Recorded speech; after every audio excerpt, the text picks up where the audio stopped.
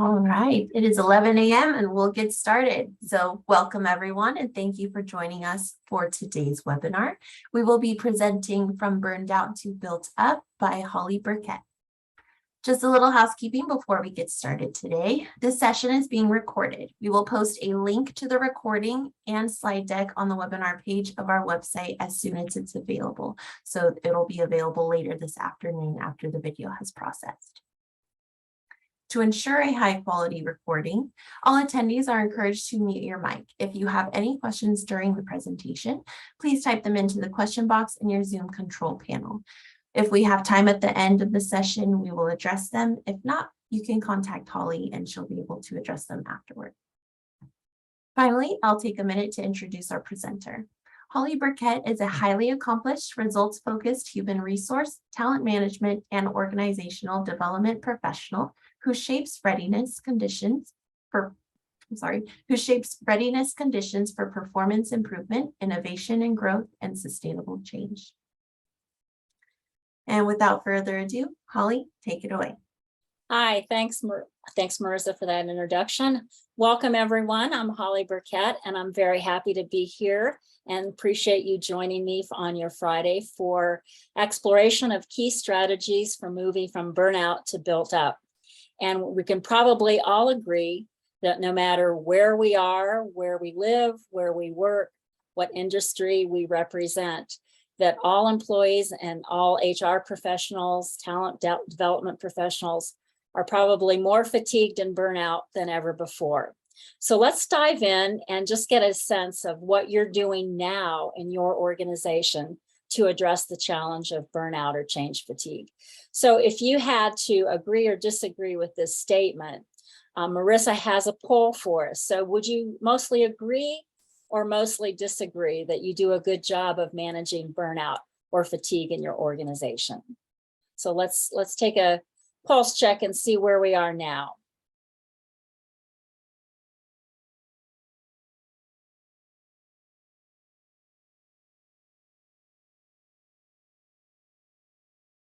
Okay, we've still got some answers coming in here.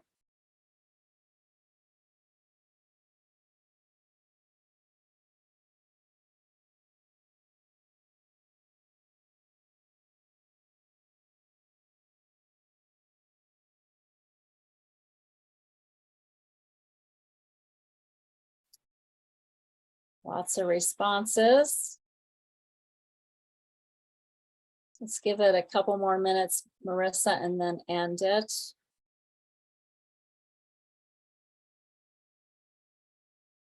Okay, I'm going to stop the poll now and let's see what we came up with.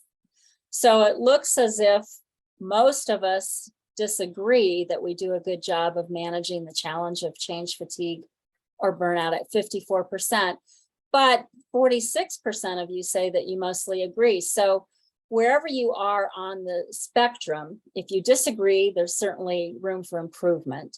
And even if you agree that you're doing a good job now, there's always room to get better at it, because what we know about burnout and change fatigue is that it's here to stay. We know that people everywhere are stressed, and stress is everywhere. If you look at some of the conditions in the workplace with the new hybrid work models, increased isolation, more pressures to maybe return to the office, more reference to the phenomenon of the quiet quitting where people are disengaged, or great resignation where people are actively leaving the workforce. We've got concerns about job security, inflation, new ways of working. We've got continued concerns, prolonged stress and anxiety around the pandemic. We've got concerns and anxiety around global and civil unrest, global warming, and so forth. It's no surprise then that no matter where we are in managing stress and burnout, this is an issue that's here to stay and one that we need to continuously address to make our workplaces ones where people can bring their best selves to work. So if you look at the state of burnout in your organization, if you had to estimate the percentage of employees in your workforce, and if you're a consultant, maybe percentage of employees with whom your client organizations represent, how would you rate the percentage of burnout in your current organization or your client organization? So let's take a minute. Marissa, if you can launch that poll and see where we stand there.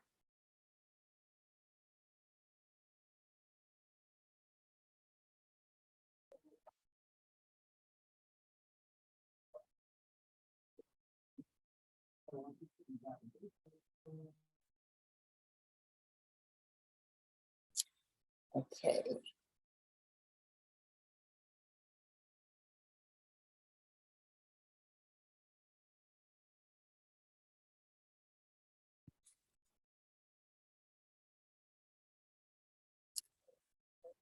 Okay, let's go ahead and end this poll and take a look at what we came up with here. So, whoops. Are people able to see the poll, Marissa? Yes. Okay, great. All right, so if you look at what we came up with from our pulse check here, it looks as if most of you, 39%, would estimate your employee rate of burnout to be up to 55%. 37% of you said 75%, and only 11% of you said 75 to 90%. None of you said that your employees had no degree of burnout, which is probably a fair statement. So yes, I got the comment about defining terms, and we're moving into that. So hold that thought, we'll be right there. So one of the things though to look at when you look at the incident of burnout is to consider that employers' perception of where employees are relative to fatigue or burnout is typically much different than how employees view their own stress or burnout levels. McKinsey Health Institute recently did a study on this, and they found that there was over a 32% gap between where employees viewed their burnout and where employers viewed their burnout. So no matter what your estimate is, you might factor in the notion that it's probably higher than you think. Mercer recently did a 2021 survey in which they suggested over 80% of employees today globally, are experiencing some level of moderate to severe burnout. So let that sink in when you consider research saying that on some level, between 80% of our employees have some degree of burnout that's higher than we may imagine. McKinsey Health Institute also suggests that 1 in 4 employees worldwide are experiencing moderate to severe levels of burnout. So compare that to your own estimate and how your managers might view the burnout and fatigue levels of their team. So yes, to that point, we want to look at the impact of burnout. We know that burnout has reached epic proportions. That's probably why many of you signed up to hear more about it, to learn how to manage it. Burnout is not new. We've been juggling too much and trying to do too much with no boundaries between work and home for too long. Some of you might have heard the term the overwhelmed employee that was coined in 2014. Josh Bersin from Deloitte coined that term in 2014 to signify how we were making it more difficult for employees to separate home and work life. That's become even more prevalent now as an issue with the accelerated rate of change and with the pandemic. So burnout has reached epic proportions. What we know about burnout is that it leads to disengagement. Over 60% of employees who are burnt out are just disengaged from their work. That can be your quiet quitting syndrome. 53% of employees that are experiencing burnout are more sad, more lonely, more hopeless about the future and their current environment. They're more exhausted, they're more sleep deprived, and they're more unproductive. So what we know about the impact of burnout is that it has a significant influence on engagement and productivity and employees' overall mental and physical health. It costs up to $322 billion a year in terms of lost productivity, accidents, alcoholism, healthcare costs. Up to $322 billion a year is the Global World Economic Forum estimate of the cost of burnout. It's estimated that the cost of burnout to each organization is 34% of an employee's annual salary. So it's significant. So imagine what the cost of burnout is to you and your organization and productivity. And finally, in this time of talent shortage and skill shortage, what we know about burnout is that it is influencing up to 50% of turnover today. So we have to look at ways to really manage this problem. And it begins, as you said, with defining what it is to make sure that everybody's on the same page. So let's take a look at what we mean by burnout and what we can do to help resolve some of these issues. What it is cumulative. It's a slow process. It is the result of chronic workplace stress brought about by toxic workplace conditions. The World Health Organization characterized burnout as a disease in 2019. It is not individual poor stress management. So let me emphasize that. It is not individual poor stress management that can be mitigated by yoga or mindfulness training. It is an occupational phenomenon. It is systemic and is brought about by workplace conditions. What we know about burnout is that star performers are most prone to burnout because they want to achieve goals. They have high expectations of themselves and others. Women are particularly prone to burnout because they're more likely to be trying to balance the work and home life pressures. So what we know about burnout is that some of the symptoms that you've probably experienced, if you're getting more fatigue, and some of the symptoms you may see in your colleagues or team members, are more exhaustion, more mental distance from one's job, more brain fog, just trouble connecting the dots and remembering from one thing to the next where you're supposed to be, trouble just being apathetic, kind of that languishing effect, like just being stagnant, that emptiness feeling. So when you talk about trying to engage teams or energize teams, and leadership is really about energizing and inspiring others, isn't it? So how do we energize and inspire others when people are just running on empty and they're tapped out? It's a significant problem for leaders, managers, and workplace professionals today. So when you look at some of the things that influence burnout and how to help energize and go from burnout to build up, it's important to know what your risk factors are. So this is our last poll. So just kind of take a look at these factors and consider how employees in your workplace or your client organizations would rate the organization. Would they say it's one of constant change, reasonable workload, and so forth? So let's take a minute, check in, see where we stand here.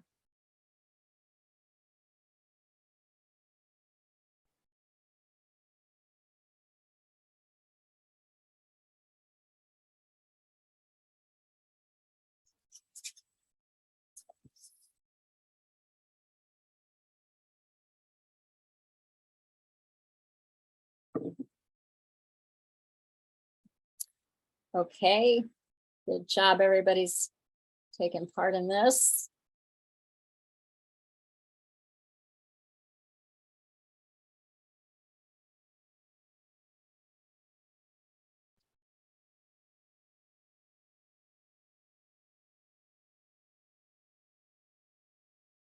Okay, let's take another couple. Okay, let's stop and go ahead and share where we are with our results. Okay, let's see what we came up with here. This is interesting. So most of us say that our workplace is characterized by constant change. That's the new normal. Reasonable workload is low at 27. Everything else you would characterize as below 30%. So that's interesting. Your lowest at 19%, according to your estimates, are organization where there's fair recognition and reward. So let that sink in, because the absence of any of these factors, increase your likelihood of burnout, right? So what we know about burnout is all of these conditions, and again, remember the definition of burnout is chronic workplace stress due to toxic workplace conditions. So The manager at the mid-level particularly is responsible for setting the tone for these conditions. The manager sets the tone for workload. Workload in particular is a high contributor to burnout. What we know about workload is employees who feel like they're overloaded and overwhelmed, if they have some input and influence over how their jobs are designed or structured, it has the potential to reduce burnout by up to 70%. So workload is a key contributor to burnout. Now, you may think that as employees are working more from home, that's more manageable, but actually the opposite is true. What employees, remote employees are telling us is that their workload is increasing because managers are wanting to micromanage and do more, or teams are more stressed because people are resigning. Work-life balance is key. Recognition and rewards, managers set the tone for that. So management support is probably the number one thing we can do to help reduce the damaging impact of burnout in our workplace and in our teams. And it's the best way we can move from being burnout to build up is coaching and equipping managers. And managers are dying for support. They really want support. And yes, they are more burnout than ever before. They are more prone to burnout. You're absolutely correct. They are overwhelmed with these new work models and work designs. So they need support. So one of the ways that we can support them is to help them learn how to create a safe place. And we've spent a lot of time over the past couple of years creating safe place in terms of physical safety, COVID precautions, health and safety of our teams. But here we're talking more about the notion of psychological safety, which I'm sure many of you are familiar with in your roles. But with psychological safety, what we want to do is create an environment where employees feel safe coming to their managers or their team members and saying they're having trouble with a deadline, they're having trouble with a project, or they need more time off to care for a parent or care for a child or what have you. It's interesting to note that only 21% of employees today, this is according to a Gallup poll, only 21% of employees today feel that they can honestly talk with their managers about the work-life pressures they're experiencing and how that's affecting their stress and burnout. So what can we do to make it safe for employees to talk to their managers?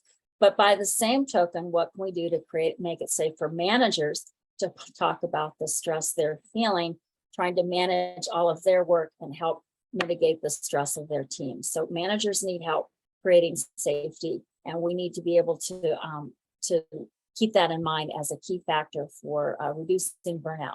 Flexible work is key. Again, we talked about overload of work being a pressure, time pressures, being more flexible with work demands and project demands, looking at the vital few versus the urgent many. Flexibility has a lot to do with the Great Resignation. If you look at kind of the key factors why people are leaving, key factors why employees are attracted to another employer, it's because of the opportunities to have more flexible work, more autonomy in how their work is designed and how their projects and results are delivered. Many organizations have stepped up in response to the demands for more flexibility. There's a lot of great examples. Companies like Slack, for instance, did a pulse survey at the height of the pandemic, asking how they could support employees. And one of the key results from that pulse survey from Slack in early days of the pandemic was that employees wanted more autonomy and flexibility in their work. What resulted from that approach and that feedback was that talent management and HR and the company created situations where employees in Slack could define core hours where they would be available for meetings and team, and they would not be contacted outside of those core hours. So it's significant that managers were held to the same core hours as their teams. So Slack was one company that stepped up to that. There's many more examples. Dow Chemical had a whole design your workday initiative where employees were given input about how their workload and their timelines were established. Recognition and reward, this was the lowest one on your survey. Only 19% of you said that was really present. So when people feel valued and recognized for their contributions, they're more likely to go the extra mile. They're more likely to pitch in and put in that discretionary effort. And that's what engagement is using discretionary effort. They're more ready to rally energy around a cause or a purpose if they feel that they're valued and recognized.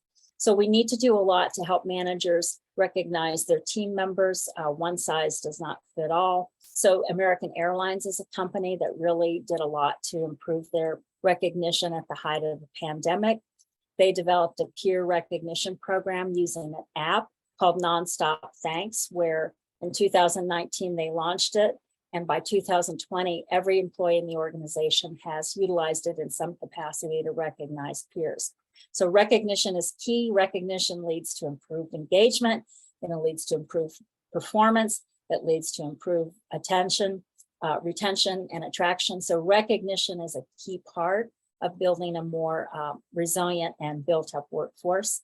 And finally, prioritizing well-being. That's really what moving from burnout to build up is all about, is how do we ensure the well-being of our employees? How do we make sure that they can bring their best selves to work? And what we know about one way to build well-being is by leveraging the power of resilience. And resilience is about the ability to not just bounce back, but bounce forward in the face of adversity and challenge. Organizations that show high resilience, teams that show high resilience, are more able to focus and reduce distractions. Resilience is highly predictive of job satisfaction, and it reduces the intent to quit, and it reduces healthcare cost. PricewaterhouseCoopers did a study in 2014 where they determined that there was a $2.31 return on every dollar invested for initiatives that focused on resilience, and not just individual resilience, but systemic resilience. There's a lot of cultural levers that go into making an organization and a team resilient.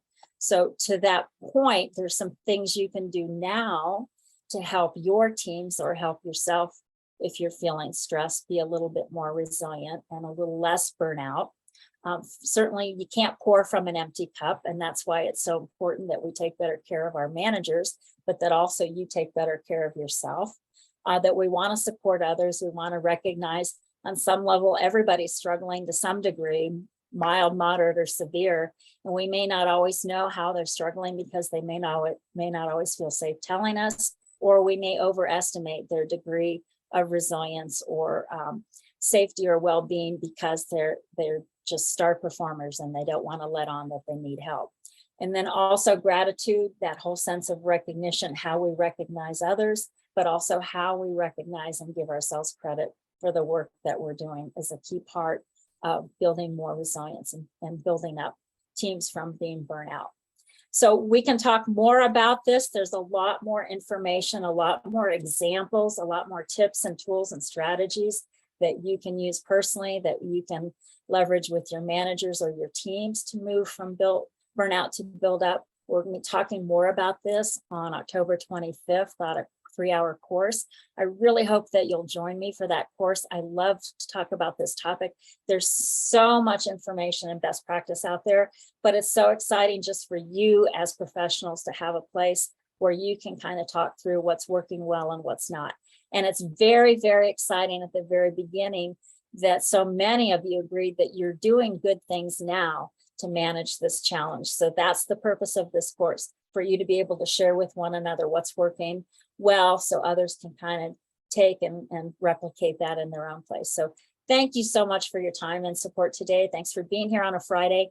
And with the time that we have left, I'm happy to open it up to questions, or feel free to contact me after as you see fit. So again, thanks very much. Marissa, what questions do we have? Thanks, Holly. No questions in the chat at this time, but we do have 6 minutes. So Okay. anyone fire away, first come, first serve. And feel free to remove this. Feel free to take yourself off mute and ask that way as well.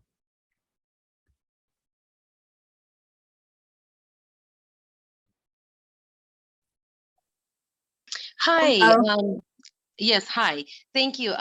Just wanted to ask you, I believe you mentioned that, stress burnout is a condition. Is it considered a medical condition that would, fall under, the reasonable accommodation needs for an employer? Um, yeah, well, it is considered a workplace condition, and the symptoms of burnout, which can include exhaustion, depression, um, sleeplessness, anxiety, those would be considered medical conditions. So it's really kind of more the cause. So the symptoms might be one where they would warrant accommodation, but I'm not an expert on accommodations. So maybe some others in the group could talk to you about how they've addressed that, if they've ever had the experience of people trying to ask for accommodations based on burnout symptoms. Does that help? Or Yes, thank you. yeah, I it's just the couldn't hear you. symptoms. Yeah, it's the symptoms itself that would probably present the anxiety, the depression, the stress-related illness. Stress-related healthcare costs are significant. Yeah. So there's Eric saying, I've heard that burnout can be a result. I didn't hear all of.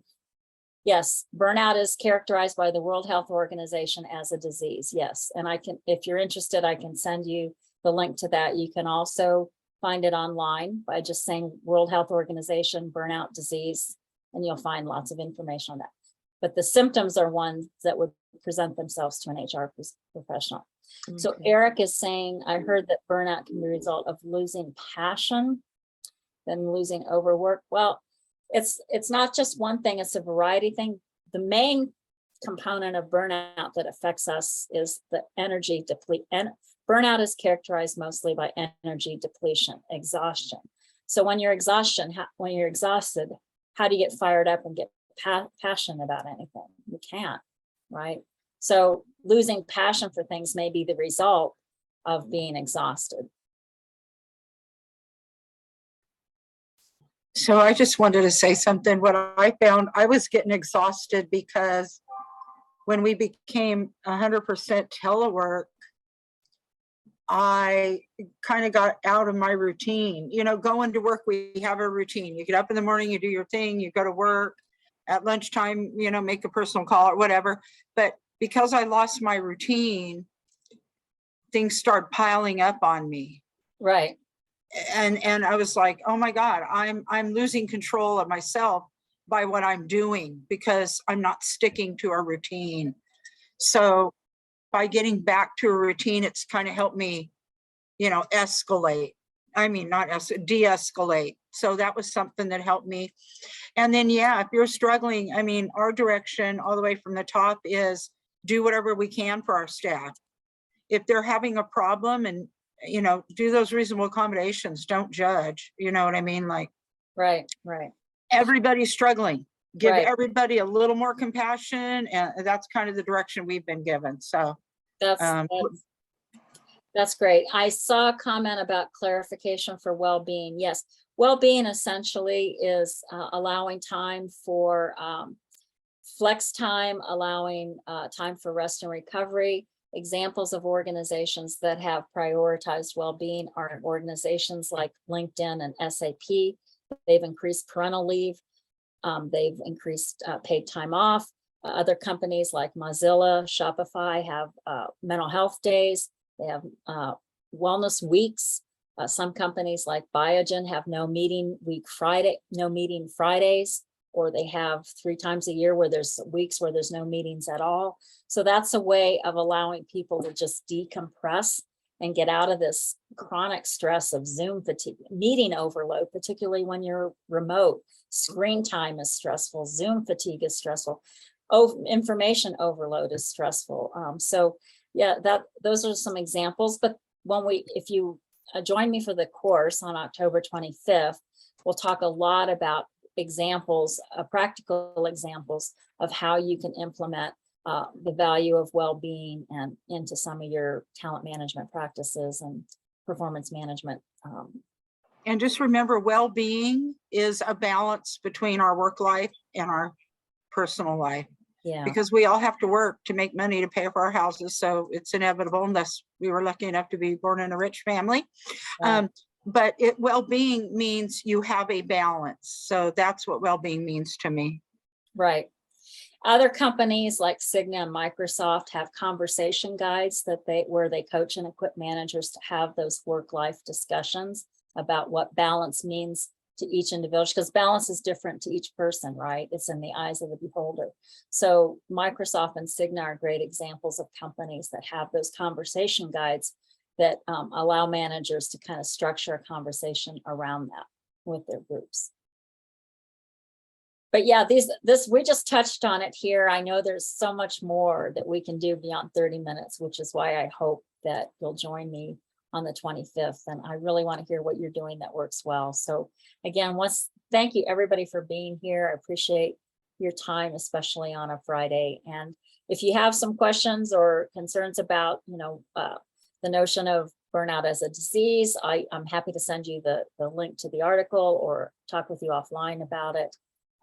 And I would be interested how you are accommodating it in your workplaces, because that's not my area of expertise. So thank you. Thank you very much for the information. Okay, Marissa, where are we with time? It is 11:31. So I Okay. did see that Oscar had his hand up. Oscar, Holly, if you're willing, Sure. yeah, if Oscar, you still have your question, feel free to ask it and you'll be the last today. Okay. Oh, thank you, Marissa. I appreciate the honor. Well, first, thank you so much for having this. And I know this is only a very introductory course, but I'm looking forward to the 3-hour session as well. I Right. would posit to maybe say that we reframe the situation as maybe look at it as a spectrum instead of being like burnout on one end and built up on the other, but rather somewhere in the middle where we can have a more balanced or sustainable pace at which we're conducting business, so that we never have to reach the extremes of being burnt out or having to build it up again, but rather, the old tortoise and the hare, right? The tortoise just took it slow and won the race at the end. And that there's a lesson there for all of us. Thank you so Exactly. much. Yeah, there's a danger getting hooked on sometimes. Yeah, so we need to know what we're talking about and make sure everybody's using the same terms and the same language. So good point, Oscar. And I hope you will join us on October 25th. I want to hear more about what you're doing and your thoughts about how we can achieve that balance and make the conversation more relevant. So thank you. All right, and with that, we're just going to wrap it up here. So thank you everyone for being here once again. We appreciate it very much. Thank you, Holly, for taking the time to have this session. We hope to see you all at our October 25th 3-hour session, and if not, maybe next year. Okay. Again, we will post a link to the recording on the webinar page of our website, cpshr.us, as soon as it's available. That will be later this afternoon. I posted that in a chat. I will do it one more time just so everyone can see. And that is all. Thank you again for joining. All right, thanks. And I'll send you the PDF, Marissa. Thank you for your support today. I appreciate it. Of course. Thank you all. Have a great day. All right, take care. Bye-bye.